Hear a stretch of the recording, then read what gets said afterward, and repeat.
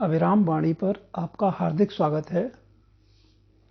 अभिराम साहित्यिकी के इस YouTube मंच से मैं उमेश महादोशी आपको सादर प्रणाम करता हूं।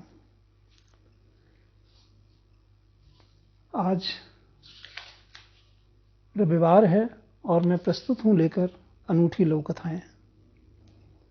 ये लघु कथाएं अभिराम साहित्यिकी के जनवरी-मार्च 2018 से अक्टूबर-दिसंबर 2020 तक के अंकों से ली गई हैं। अनूठी लघु कथा में हमारा प्रयास है कि लघु कथा की अनुभूति विशेष रूप से पाठकों को प्रभावित करने वाली हो या फिर उसके कथ्य में जीवन मूल्यों में हो रहे परिवर्तनों की शाश्वतता को रेखांकित करने की क्षमता हो या फिर उसका कथ्य अपने समय की जड़ता को चुनौती देने में सक्षम हो।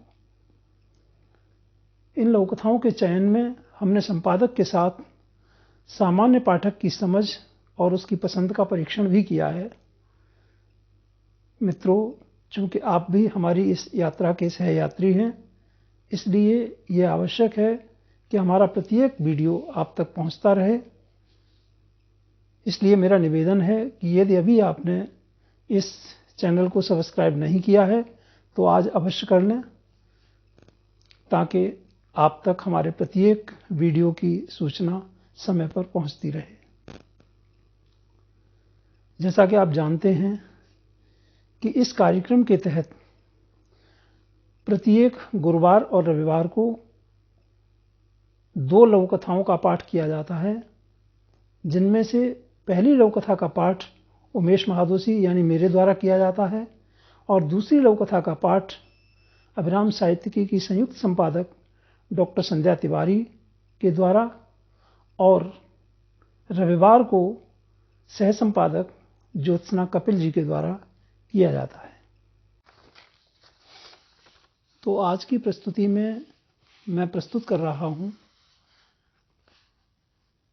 वरिष्ठ लघु कथाकार स्वर्गीय प्रोफेसर पृथ्वीराज अरोड़ा साहब की लघु कथा कथा नहीं। अरोड़ा साहब की यह लघु कथा अभिराम साहित्यिकी के अक्टूबर-दिसंबर 2018 अंक में शामिल की गई है। तो प्रस्तुत है लघु कथा कथा नहीं। वह पेशाब करके फिर बातचीत में शामिल हो गया।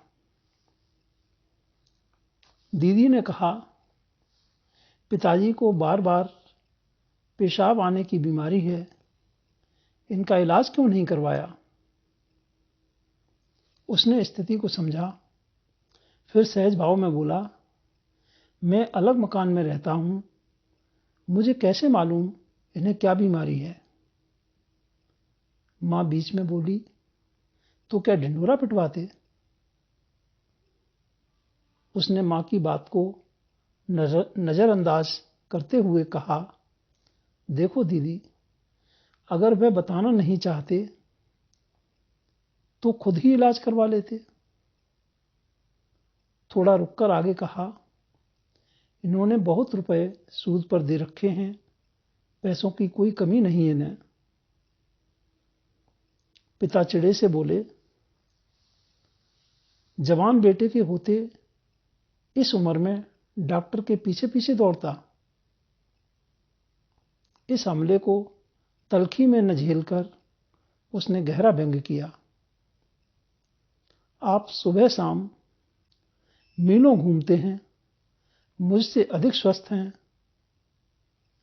फिर डॉक्टर के पास क्यों नहीं जा सकते थे? दीदी ने चौंक कर देखा। आने वाली विस्फोटक स्थिति पर नियंत्रण करने की गरज से बीच में ही दखल दिया। आखिर मां बाप भी अपनी संतान से कुछ उम्मीद करते ही हैं। वह अपनी स्थिति को सोचकर दुखी होकर बोला, तुम नहीं जानती दीदी कि मेरा हाथ कितना तंग है, ठीक से खाने पहनने लायक भी नहीं कमा पाता। तुम्हारी शादी के बाद तुम्हें एक बार भी नहीं बुला पाया। आंखों की गिर्द आए पानी को छुपाने के लिए उसने खिड़की से बाहर देखते हुए कहा, सूद का लालच न करके मुझे कुछ बना देते तो इनकी सेवा के लायक न बन जाता। पिताजी ने रुआंसे होकर बताया, मेरे 2 दांत खराब हो गए थे, उन्हें निकलवाकर नए दांत लगवाए हैं, देखो। उन्होंने दांत बाहर निकाल दिए। मां बार बार रोने लगी, क्या करते हो? तुम्हारा सारा जबड़ा भी बाहर निकल आए तो किसी को क्या? दांत न रहने पर आदमी ठीक से खा नहीं सकता। दीदी भी रोने लगी, दीपक, क्या तुम्हें माँ बाप पर जरा भी तरस नहीं आता? दीपक का चेहरा बुझते जलते लट्टू की तरह होने लगा। दुख और आक्रोश से वह कांपने लगा। अगले ही क्षण उसने नकली दांतों का सेट मेज पर रख दिया और सिसकता हुआ गुसल खाने की ओर बढ़ गया। तो ये थी पृथ्वीराज अरोड़ा साहब की लघु कथा, कथा नहीं। अब आप सुनिए ज्योत्सना कपिल से नई पीढ़ी के एक प्रतिभाशाली लघु कथाकार की अगली लघु कथा, ज्योत्सना कपिल। धन्यवाद महादोशी जी। आप सभी मित्रों को ज्योत्सना कपिल का नमस्कार। साथियों, आज मैं आप सभी के समक्ष लेकर आई हूँ युवा लघु कथाकार निधि शुक्ला जी की अनूठी लघु कथा धनक। निधि जी की यह लघु कथा अविराम साहित्यिकी के अप्रैल-जून 2020 के अंक में शामिल की गई है। ननद को बेटा हुआ है। पूरा घर पृथ्वी के नाई उस नन्हे सूर्य के इर्द गिर्द घूम रहा है। धरा भी चक्री बनी सबकी सेवा में जुटी है, और जुटे भी क्यों ना, घर की सबसे छोटी बहू जो ठहरी, ऊपर से 2 बेटियों की माँ। हॉस्पिटल और बच्चों के नाश्ते से लेकर खाने पीने तक सारी जिम्मेदारी उसकी थी। आज ननद जी को डिस्चार्ज होना था, तो थोड़ा काम ज्यादा था।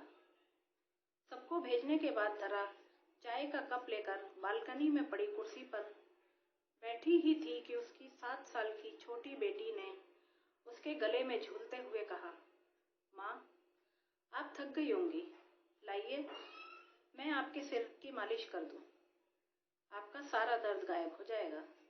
अच्छा, कहकर धरा मुस्कुराई और अपना सिर कुर्सी पर टिका दिया। अरे ये क्या, उसके नन्हे हाथों में तो सचमुच जादू था।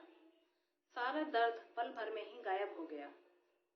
माँ, जब मैं बड़ी हो जाऊंगी तब आपको कुछ भी काम नहीं करने दूंगी। छोटी बहन शौर्या की बात का समर्थन करती बड़ी बहन आर्या भी धरा के गले में झूल गई। अपनी दोनों बेटियों को ममत्व से देखती वह 9 साल पीछे चली गई। हाड़ कपा देने वाली सर्दी पड़ रही थी। प्रसव पीड़ा शुरू हो चुकी थी। सास, ननद, जेठानी 1-2 बार देखकर अभी तो झूठे दर्द हैं कहकर अपनी रजाइयों में दुबक गई थी। पास में केवल 2 साल की आर्या बैठी थी। भोर में अस्पताल पहुंचते पहुंचते शौर्या ने जन्म ले लिया। भोर के समय आई लक्ष्मी का ऐसा अपमान कि परिवार का हर सदस्य उसे और उसकी दोनों बेटियों को घृणा की नजरों से देख रहा था। इतनी मायूसी कि मायूसी भी शर्मा जाए। पति के ड्यूटी जाते ही उसे और उसकी नवजात को भयंकर गंदे सरकारी अस्पताल में छोड़कर सब घर चले गए। उसे याद आया, ऐसे कठिन समय में उसके आसपास मंडराते एक कुत्ता और एक बिल्ली, ये उसे अपने सगे संबंधी से दिखने लगे। उसकी आंखों से टप टप आंसू झर रहे थे। धरा, ओ धरा, कहाँ हो? देखो लल्ला आ गया, जल्दी से राइनोन लाओ, नजर उतार दे। अब सबकी किस्मत में तो लड़के होते नहीं, भगवान मेरे नाती को बुरी नजर से बचाए। धरा ने जल्दी से अपनी आंखों पर हाथ रखा तो पाया कि 9 साल पहले टपका आंसू आज भी उसकी आंखों में ताजा था। उसने झट आंसू पोंछा और 3 जगह राई नोट ले आई। एक सास को दिया और 2 जगह के राई नोट अपनी दोनों बेटियों पर उतार कर उन्हें छाती से चिपका कर बोली, ऐसी बेटियां सबके नसीब में कहाँ माँ जी। तो साथियों, ये थी निधि जी की लघु कथा धनक। आपने आज की दोनों लघु कथाएं सुनी। आपको ये कैसी लगी? कृपया अपनी राय से हमें अवगत अवश्य कराएं।